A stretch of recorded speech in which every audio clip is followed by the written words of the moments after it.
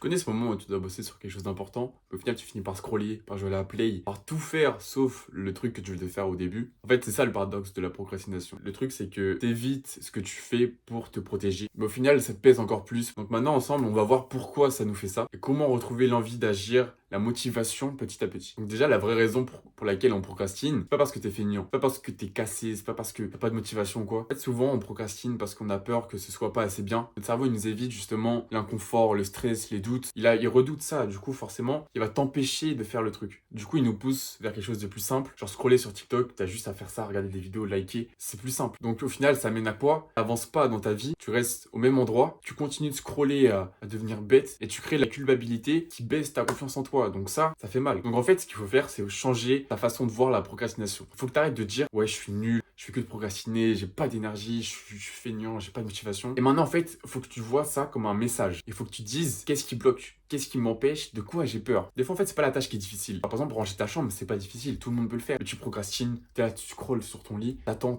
tu te dis ouais, encore 5 réels et je range ma chambre. Mais non, ça marche pas comme ça en fait. Tu vas scroller 5, 10, 15, 20 réels. Et justement, le but, c'est pas d'être parfait, c'est de commencer. Une fois que tu commenceras, tu rentreras dans le flow. Par exemple, tes premières vidéos YouTube, elles vont être gaze de ouf, elles vont être nulles. Genre là, c'est mes premières vidéos, elles sont pas ouf, j'en suis conscient. Et je sais que si je continue ça pendant 5 mois, mes vidéos finiront par être bien, j'aurai une grande communauté. Donc en fait, faut pas que ton contenu soit parfait. Par exemple, les vidéos YouTube. Ta vidéo, elle peut être un peu gaze. Tant que la prochaine est meilleure, c'est ce qui importe. Donc en fait, la prochaine fois que tu procrastines, mets-toi ça en tête. Dis-toi qu'en fait, c'est pas ta faute. C'est pas toi qui es complètement feignant, qui a pas de motivation, qui n'arrive à rien dans la vie. C'est une peur. C'est une peur de commencer. Donc observe ce qui te fait peur. Observe si c'est parce que t'as peur de pas être assez bon, si t'as peur de te lancer tout simplement, ou si c'est quelque chose d'extérieur qui t'empêche mentalement de faire ça. Pour régler ce problème-là, faut pas que tu commences à faire ce qui est plus dur. T'as pas besoin d'un énorme courage pour commencer. T'as juste besoin d'un petit pas. On va prendre l'exemple de ranger ta chambre. Tu commences à ranger tes habits qui traînent, truc, puis au final, tu rentreras dans le flow. On commence par la plus petite action possible. Allume ta cam, parle. Parle pendant 20 minutes. Personne ne verra ta première vidéo. Personne.